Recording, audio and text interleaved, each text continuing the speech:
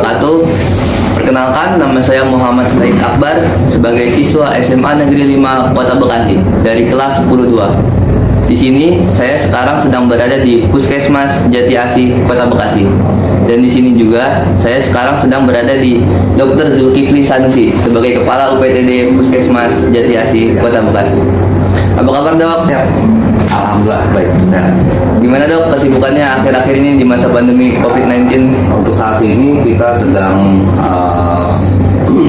sibuknya di vaksinasi, ya, vaksinasi untuk mencapai herd immunity Kota Bekasi 92%. Dan sekarang kita lagi prioritas vaksinasi lansia. Oke, semoga dipercepat dan dipermudah ya, Dok. Amin. Di sini saya dan dokter akan membicarakan tentang sampah dan penyakit. Tapi sebelum masuk ke pembahasannya, sebelumnya saya ingin mengucapkan terima kasih kepada dokter yang telah meluangkan waktu dan menyediakan tempat kepada saya. Dan juga berterima kasih karena dokter mau bersedia membantu saya dalam mengerjakan proyek profil pelajar Pancasila. Semoga Allah Subhanahu wa taala membalas kebaikan dokter. Amin. Lanjut ke pembahasan, kita akan membicarakan tentang sampah dan penyakit. Menurut dokter sendiri, pengertian sampah dan penyakit itu apa sih? Sampah itu menurut secara umum itu bahasa orang awam aja pasti bilang kalau ngomongin sampah suatu hal yang sudah tidak bisa digunakan lagi dan wajib dibuang, ya. Nah, kalau sudah berurusan dengan penyakit, itu sampah itu jika tidak langsung dibersihkan dan tidak dimusnahkan, itu bisa menimbulkan pencemaran, baik pencemaran air, udara maupun makanan yang sering kita konsumsi. Dan inilah berhubungannya kenapa sampah itu selalu berhubungan dengan penyakit. Hubungan sampah dan penyakit? Sampah dan penyakit. Oke, lanjut lagi, Dok. Seperti yang kita tahu, dampak negatif dari sampah ini sangatlah banyak. Salah satunya adalah sampah menimbulkan sekali banyak penyakit. Penyakit yang ditimbulkan sampah ini menyerang ke sistem pencernaan, pernapasan, dan kulit pada manusia. Apakah dokter bisa menjelaskan penyakit apa saja sih yang ditimbulkan sampah? Salah satu penyakit yang sering ditimbulkan sampah itu pasti saluran pencernaan. Ya, saluran pencernaan itu pasti menimbulkan banyak penyakit. Yang paling utama menyerang dari sampah itu seringnya ada gejala diare. Nah, diare inilah yang sering menyebabkan berhubungan banget antara penyakit diare dan sampah. Untuk diare sendiri, Dok, gejala-gejala yang ada seperti apa sih? Ya, kalau diare yang ringan, kan kita ada diare ringan, ya, diare sedang sampai diare yang berat. Ya, untuk diare yang ringan itu hanya sakit perut yang melilit sampai ke buang air besar yang bersifat cair. Kalau kita masuk ke sedang, itu ditambah dengan adanya demam. Ya, kalau udah berat, udah demam, muntah, mencret, ya, sampai sakit perut serta demam yang tinggi, itu bisa dirawat ya, kayak gitu. Ya, berat. Bagaimana cara pengobatan dan pencegahannya, Dok? Kalau dalam istilah kesehatan itu biasanya ada istilah lebih baik mencegah daripada mengobati. Kalau dari cara pencegahan itu pastilah kita selalu menghimbau kepada masyarakat agar tolong buanglah sampah pada tempatnya. Satu, jangan buang sampah sembarangan, apalagi sampah-sampah yang bekas makanan atau bekas sampah medis. Kalau dari kami, jangan sampai hal ini dibuang sembarangan akhirnya mencemari sumber-sumber air atau sumber tanah. Nah, pengobatannya kalau sudah terjadi kan, pencegahannya seperti itu, ya kalau pengobatan itu paling kita kasih obat untuk diare ringan sampai sedang. Jika sudah berat pasti kita rawat di rumah sakit sampai diinfus sampai 3 hari.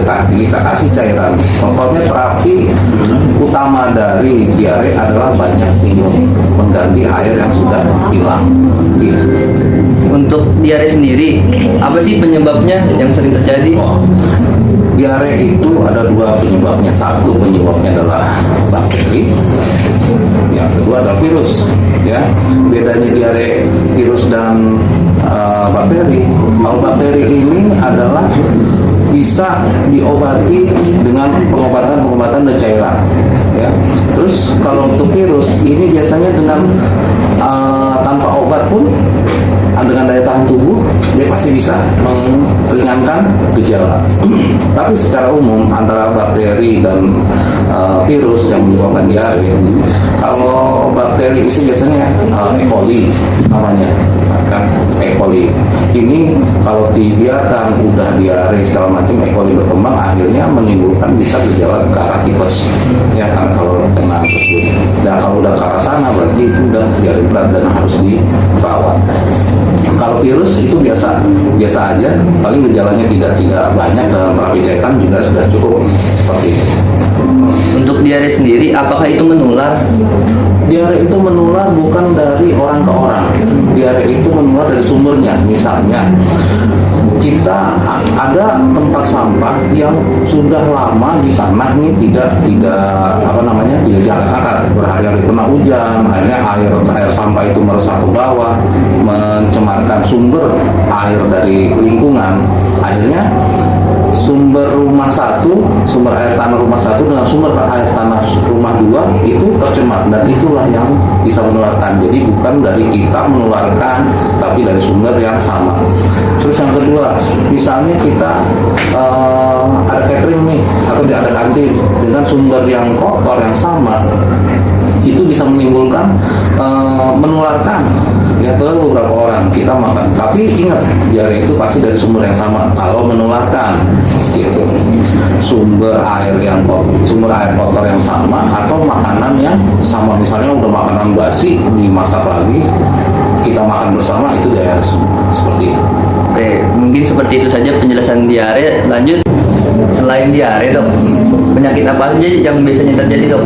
Oke, penyakit selain diare pada hubungannya dengan sampah itu biasanya kalau diare kan menyerang saluran pencernaan. Nah, sekarang sampah itu biasanya menyerang saluran pernapasan juga. Saluran pernapasan itu berhubungan dengan yang namanya bau sampah yang sangat yang bisa merusak sel-sel dalam saluran pernapasan, ya seperti itu. Contoh ISPA, ya ISPA ada ringan, ada gejala ISPA berat, sampai yang ISPA berat itu sampai yang biasa bikin sesek karena penyempitan saluran pernapasan akibat bau yang sangat seperti itu. Untuk ISPA sendiri, gejala yang biasa terjadi apa aja tuh dok? Yang pasti sesek itu mampet. Terus mungkin kalau misalnya ada berat, ada batuk, kemungkinan kalau misalnya setelah ada infeksi saluran pernapasan akibat kerusakan saluran napas, itu virus atau apa yang penyakit yang bisa masuk ke sana itu akhirnya bisa bikin kayak gejala batuk pilek, sesak napas, sampai demam bisa ada seperti itu. Kalau untuk ISPA, cara pengobatan dan pencegahannya itu bagaimana dok? Kalau pencegahannya tetap, apalagi sekarang sudah era pandemi 2020 sampai sekarang, itu kita wajib masker bukan? Nah, inilah salah satu pencegahan yang baik. Yang kedua, pencegahannya sama seperti sampah juga tadi, sama seperti diare juga tadi, pencegahannya cuci tangan, ya. Terus tidak memegang sembarangan ini benda. Habis itu kita musap-musap itu dan segala macam. Tapi yang pasti menjaga saluran napas dengan masker itu lebih bagus, ya. Terus pengobatannya seperti biasa, kita lihat gejala dulu, apakah dia sesak, apakah dia demam, segala macam, kita bisa pakai obat-obatan di puskesmas. Tapi kalau sudah gejala berat sampai sesak, itu harus pakai oksigenasi sampai dirawat di rumah sakit pun bisa. Seperti itu. Untuk ISPA juga pengobatan itu seperti apa? ISPA itu sama dengan penyakit biasa. Jadi jika lihat gejala dari demamnya, kita kasih obat demamnya. Terus kita misalnya ada sakit tenggorokan juga, kita kasih obat sakit tenggorokannya.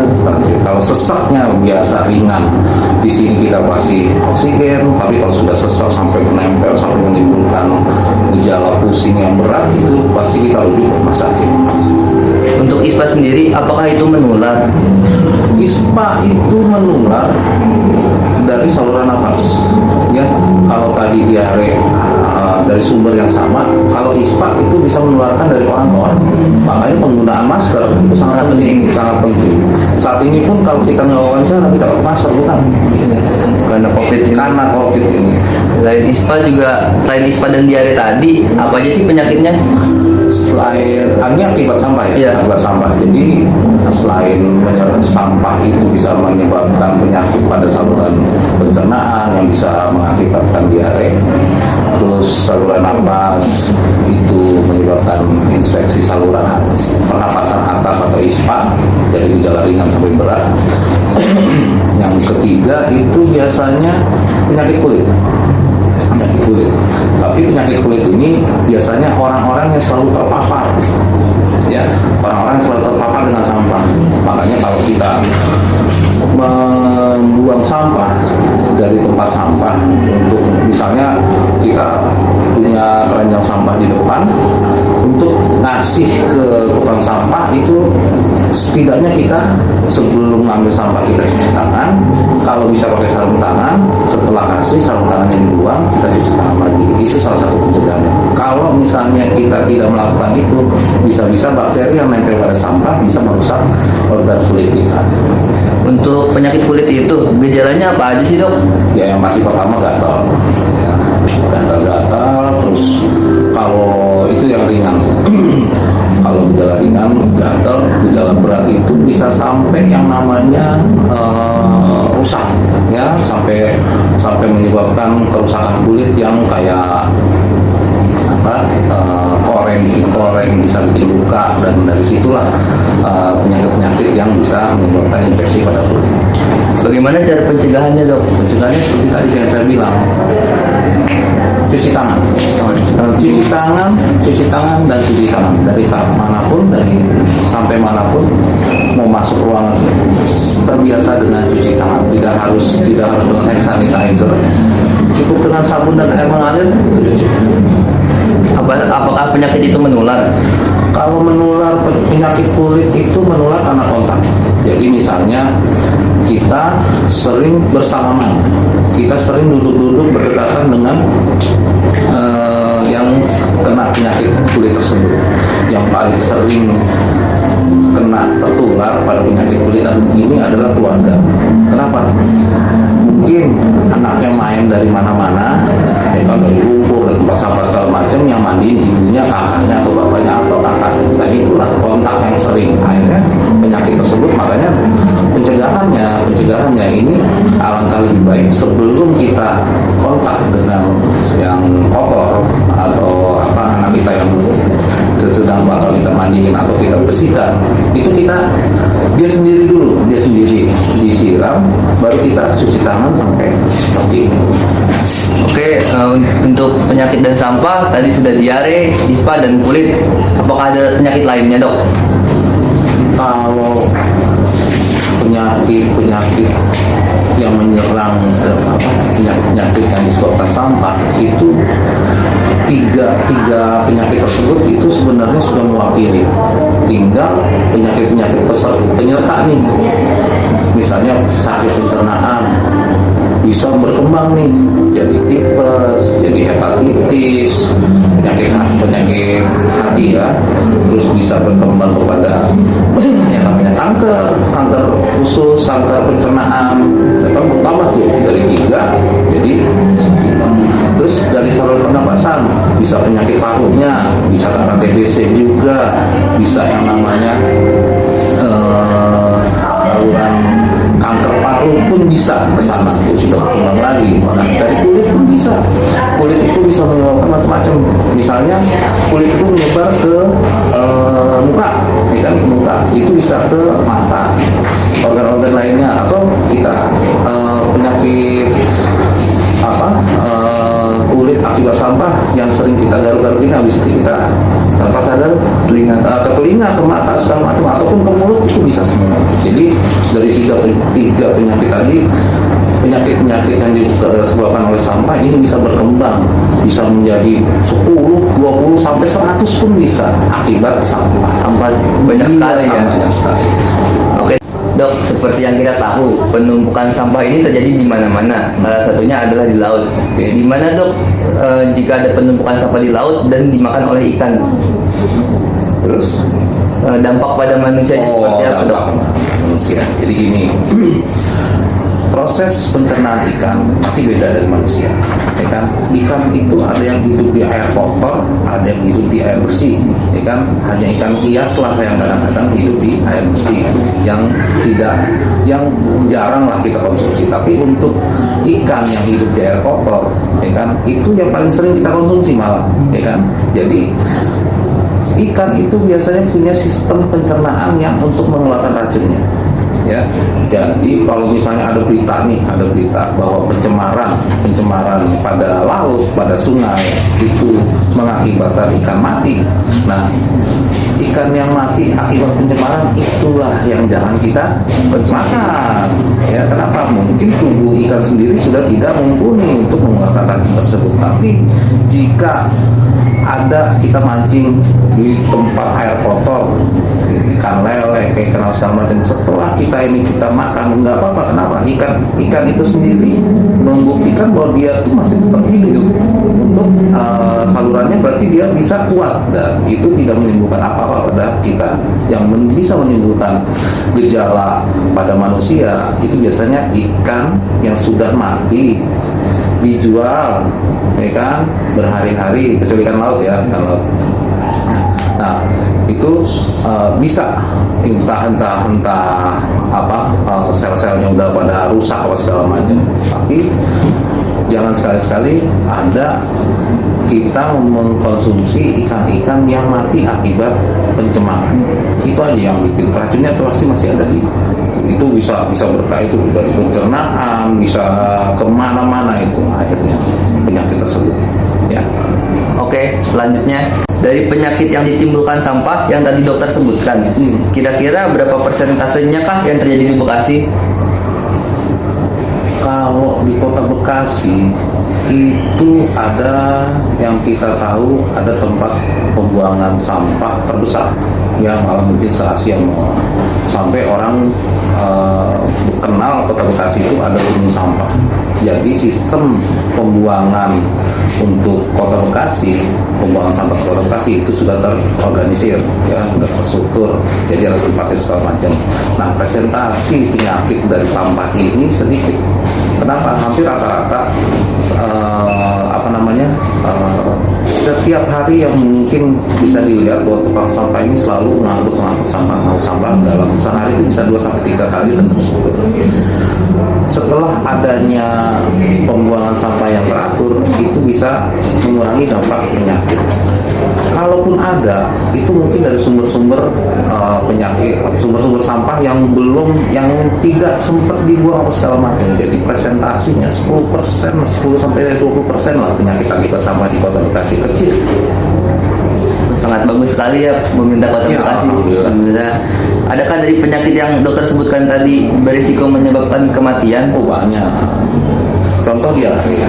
Diare itu kalau diare ringan kita hanya mencret-mencret, terus kekurangan cairan, hanya dengan menambahkan cairan kita banyak minum segala macam itu bisa. Yang susah adalah diare itu yang bisa menyebabkan kematian sampai kehilangan cairan. Jadi ada orang yang sudah berhari-hari diare tapi tanpa berobat. Nah, itulah yang kadang-kadang suka menimbulkan kematian. Terus ada efek saluran dari saluran pernapasan misalnya. Ini sudah tahu baunya berhari-hari tidak dihilangkan atau tidak bermasker, terus seperti itu sampai menimbulkan kerusakan pada saluran nafas dia berhari-hari, berminggu-minggu, akhirnya rusak, sesek, itu bisa menimbulkan kematian. Terus dari penyakit kulit itu juga kalau lama-lama disebar seluruh kulit itu juga kalau sudah menyerang saluran ini rusak itu pasti bisa. Ini juga menimbulkan kematian. Jadi kematian yang disebabkan penyakit akibat sampah itu biasanya terjadi akibat keterlambatan penanganan. Dok, saya rasa pembicaraan kita kali ini tentang sampah dan penyakit sudah sangatlah cukup. Semoga orang-orang yang mendengarkan ini menjadi lebih sadar akan pentingnya menjaga lingkungan supaya tetap bersih dan sehat. sebelum saya akhiri, saya ingin bertanya kepada dokter, apa sih harapan dokter tentang sampah ke depannya? Kalau sampah itu apa sih permasalahan dari sebelum kita lahir sebenarnya, dari zaman perang dulu mungkin ya. Kalau zaman perang dulu sampah bekas perang bisa menyebabkan apa, terus yang namanya sampah medis yang sekarang, terus sampah rumah tangga. Tapi yang paling sering dilupakan adalah sampah rumah tangga nih. Jarang banget sekarang ada perumahan yang punya tempat sampah di depan. Ya, mereka mengumpulkan sampah itu di dapurnya. Setelah ada hari pengambilan sampah baru kita keluarkan. Itu yang kadang-kadang kelalaian dari persampahan. Nah, sampah yang 2-3 hari ada di dalam rumah kita, itulah yang kadang-kadang suka bikin penyakit, mengeluarkan dari baunya, dari segala macam.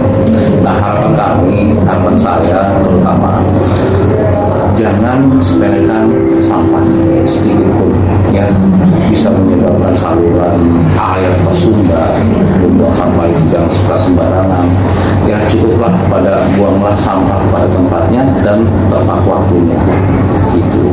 Dok, mohon tips dan saran dok supaya masyarakat Kota Bekasi, khususnya kami para pelajar SMA 5 agar lebih peduli terhadap lingkungan. Ya, kalau peduli tentang sampah, mulai aja dari diri sendiri. Ya, kamu bisa menjadikan sebuah contoh dari perilaku kamu sendiri terhadap sampah. Gimana cara membuang sampahnya, sering negur orang kalau buang sampah sembarangan. Bisa juga kamu tegur pada kelakuan orang yang bisa menimbulkan penyakit, yang bisa menyebabkan satu, misalnya kamu bisa, kalau batuk ditutup dong mulutnya, kalau bersin juga ditutup dong, saling mengingatkan. Terus yang namanya sampah itu jangan lama-lama di sini. Dan kalau kamu sudah memberikan nasihat seperti itu, kamu jangan tidak melakukan. Kalau misalnya ada orang yang dinasihati tidak mendengarkan dan tidak melakukan, kamu contohin, ya. Contoh, oh iya, dia buang sampah pada sini, terus buang sampah pada tempatnya serta waktunya dibuang ya dibuang, terus jangan mempertahankan sampah dalam rumah. Bilangin tuh orang tua kamu, Bu, Pak, ini sampah nggak baik di sini, kamu belilah sebuah tong besar, ditaruh di luar, kamu tutup rapat-rapat sampai pengambilan sampah itu ada. Terus kalau misalnya ada sampah-sampah di lingkungan kita, ya kasih tahu lah teman-teman atau lingkungan bahwa kita harus nyapu terus buang sampahnya, dibersihkan normal, seperti itu. Oke dok, sebelum saya akhiri, saya ingin mengucapkan minta maaf kalau ada salah-salah kata, dan terima kasih karena dokter mau membantu saya sekali lagi. Terima kasih. Assalamualaikum warahmatullahi wabarakatuh.